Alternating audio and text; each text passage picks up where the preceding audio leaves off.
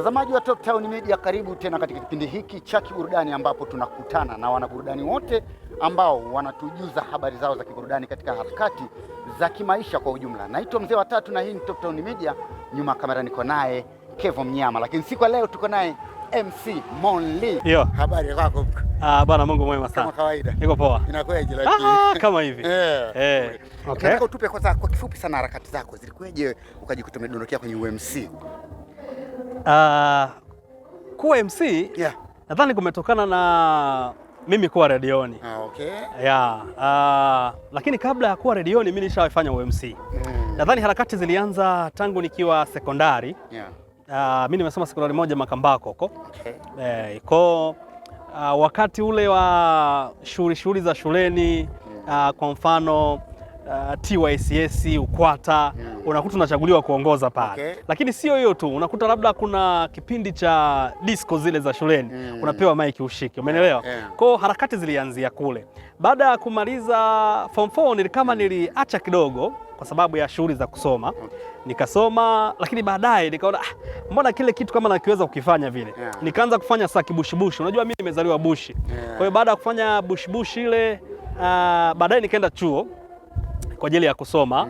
Nilisomea uandishi wa habari na utangazaji. Okay. So baada ya kumaliza nikarudi nikaja masuala ya redioni. Nimezunguka sana redio tofauti. Kwa hiyo baadaye nikaona mbona hata kama nikiwa kwenye redio nina uwezo wa kutafuta pesa nje ya utangazaji.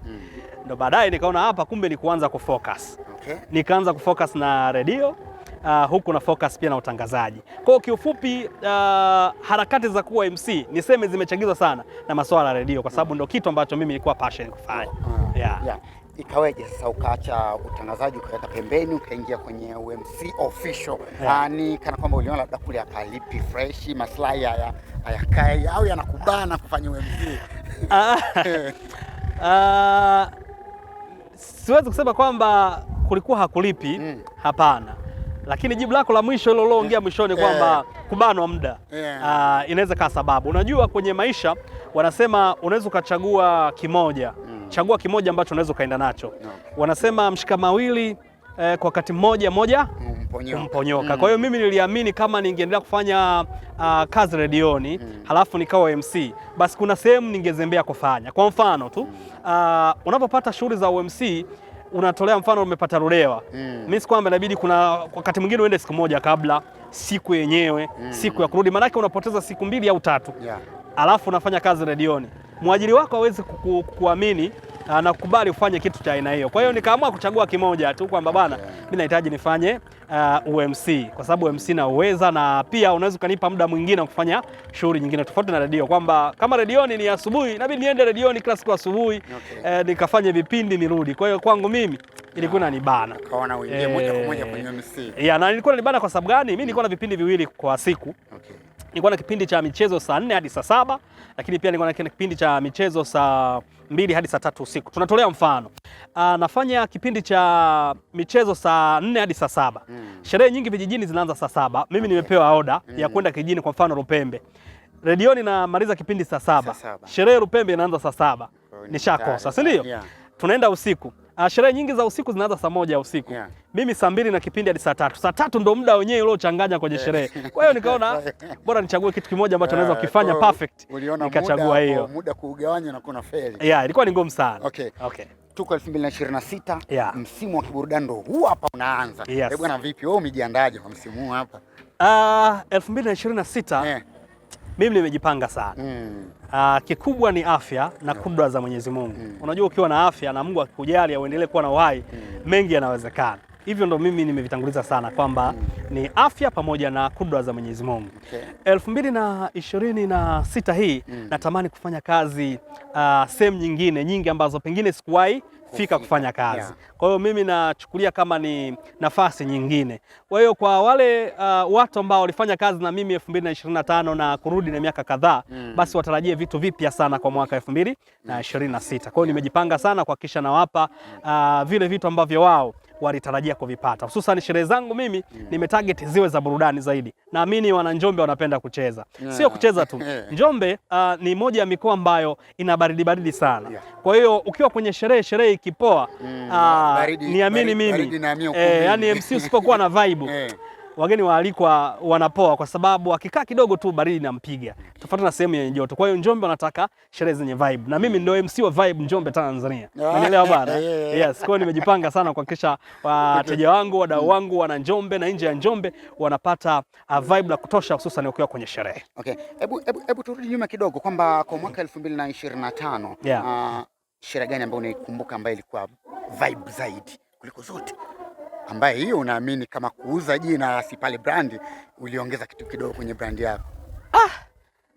Mimi niseme kiukweli tu, asilimia kubwa karibu sherehe zangu zote zilikuwa za aina moja. Nikisema sherehe fulani ndio ilikuwa na vibe, yani niliuza jina, hapana. Lakini sherehe ni kweli sometimes zinatofautiana vibe, lakini zenye vibe ni nyingi sana. Nimefanya sherehe nyingi sana Johnson Hall, nimefanya sherehe nyingi sana Agreement, nimefanya nje ya Njombe, nimeenda Iringa, nimeenda Mbeya, nimeenda Dodoma, nimeenda Kigoma. Kwa hiyo utofauti wa kwamba sherehe fulani iliuza jina langu, sherehe nyingine haikuuza, hapana. Sherehe zangu zote asilimia kubwa nazifanya kwa ubora ule ule. Nategemeana tu na watu nilowakuta wanahitaji nini, na mimi nawafanyia kila ambacho wanahitaji. Unajua, ili MC ushereheshe sherehe kwa kadri ya wao wanavyotaka, lazima ufanye research.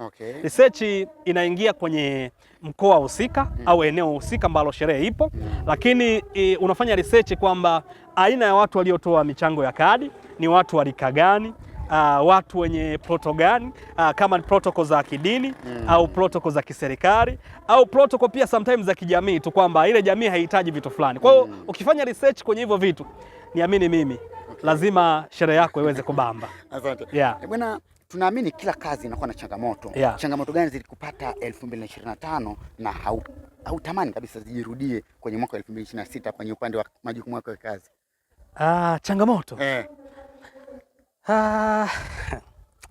Changamoto zipo. Unajua, anasema kila penye kazi pana changamoto.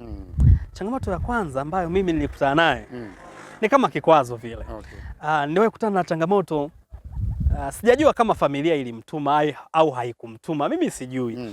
Ila alikuja tu, alikuwa mdogo wake wa bibi harusi.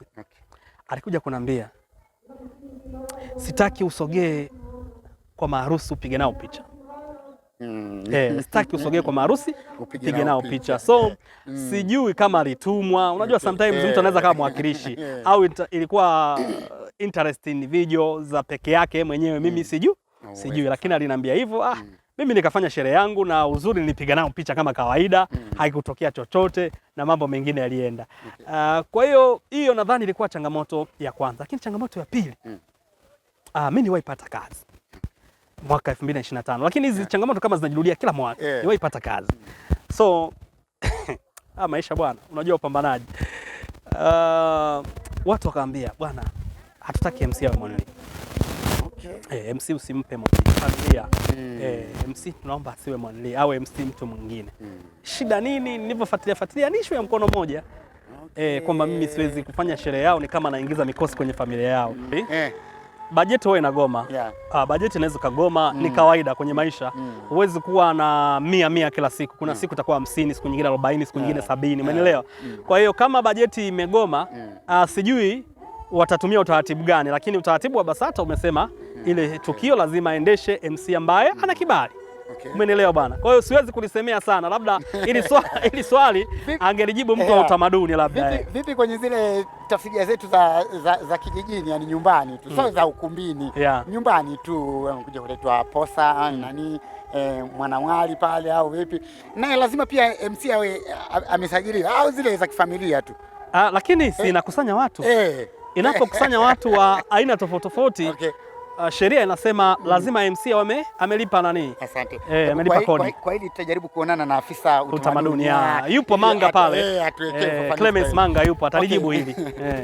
Mimi najifunza. Kwa sababu ninachokifanya mimi, kuna wakati mwingine MC mwingine anakitamani. Na anachokifanya yeye, mimi nakitamani. Huenda ni kidogo au ni kikubwa, au MC huenda yule ni maarufu sio maarufu, mimi naweza nikakitamani kulingana na namna alivyokifanya. Sasa cha kufanya ni kwamba mimi ninachotakiwa kufanya ni kukiboresha zaidi ya kila alichokifanya. Kwa hiyo wanasema kuiga kizuri sio kosa, ila kuiga kufanya vile anapofanya mwingine inaweza kaa kosa, lakini kuboresha kidogo inaweza kuboresha. Kwa hiyo mimi niseme tu ma-MC wote hapa Njombe wanafanya vizuri. Sijawahi muona MC ambaye anafanya vibaya au kwamba huyu ananipa changamoto mimi, hapana. Kwa sababu sijaingia kwenye maisha ya kubato. Labda kama ningeingia kwenye maisha ya kushindana ningelikuta hilo. Mimi naingia kwenye maisha ya kujifunza. Tukikupa nafasi ututajie angalau ma-MC watano wanaofanya vizuri, hata kama utakuwa mmoja wapo sawa. Kama utajitoa labda unasema bwana wanafanya vizuri mpaka wanakufanya na wewe uige baadhi ya vitu wanaofanya wao, labda utapita nani, list yako inaendaje? Swali gumu sana hili. Swali mtego hili. Mimi nitaomba hata kama utaposti weka vipengele vyote. Mimi na siwezi kusema ma-MC watano wanaofanya vizuri kwa mkoa wa Njombe, ila mimi nitataja category. Kwamba nitaweka ma-MC wakongwe, nitaweka ma-MC wanawake, nitaomba niweke ma-MC wa katikati, na nitaweka ma-MC wanaochipukia. Umeelewa? Tuanze na wakongwe. Na hapa ma-MC wakongwe siwaweki kwamba huyu wa kwanza, huyu wa pili, huyu wa tatu, wa nne, wa tano, hapana. Na waorodhesha tu kwamba hao watano wanafanya vizuri. Yupo MC Frank kutoka Makambako. Yupo MC Mayemba kutoka Njombe, mwalimu wangu huyu pia. Yupo MC Ngumbuke kutoka hapa Njombe. Yupo MC Lusungu kutokea hapa Njombe, na yupo MC Jongo kutoka Makambako. Asante sana. Hao ni ma-MC wakongwe. Tuje kwenye wanawake. Kwa wanawake wakongwe sasa. Wanawake nimeweka jumla. Naweza nikawataja jumla. Wanawake. Ni wakumbuke wanawake. Unajua tukitajaga ma-MC huwa tunawataja ma-MC in general, wanawake watu wakumbuke. Mimi naomba niwakumbuke wanawake. Kuna ma-MC wanawake ambao wanafanya vizuri sana. Yupo MC Mama Nyeupe. Yupo MC Beatrice. Yupo MC Betha. Yupo MC Bonge. Na yupo MC Mwaisa. Hawa ni ma-MC wanawake wanaofanya vizuri, ambao wanafanya vizuri. Tunasema ni kimkoa sasa. Ni kimkoa au nimetaja kimkoa. Tuje kwa ma-MC wakati ambaye ndio nyie sasa. Mimi naomba nijiondoe kwenye kujiweka kwenye kundi. Niwataje watano wengine. Hapa nitamweka MC Maskini Jeuli. Nitamweka MC Desi. Nitamweka MC Spyro. Nitamweka MC Tony. Nitamweka MC Lukelo. Wanakuwa wamekamilika au watano wanaofanya vizuri. Tuna chipkizi hapo. Nitaanza na MC Mtokoma. Huyo zamani alikuwa anajiita MC Tize. Nitaenda kwa MC Mwenda. Nitaenda kwa MC Thomas. Nitaenda kwa MC Ngwale wa Makambako. Wa mwisho? Halafu wa mwisho ni MC Mkulu, yuko Uplands Radio. Asante sana. Hapo nimekutajia kimakundi, sikutaka kuorodhesha.